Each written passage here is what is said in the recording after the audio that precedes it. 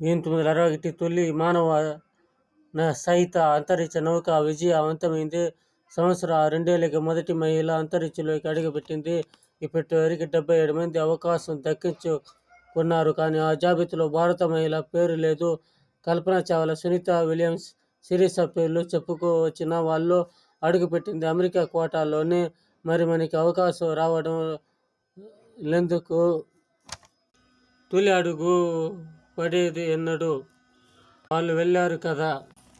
2025 ఇస్రో అవకాశం ఇస్తామంటుంది. అప్పటికైనా మన తొలి అంతరిక్ష కళ నెరవేరుతుందేమో వేచి చూడాల్సిందే.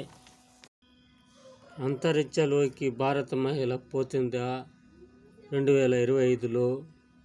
అందరి కళ నెరవేరుతుందా? వేచి చూస్తాము. ఆ దేవుడు ఎట్ట నిర్ణయిస్తాడు.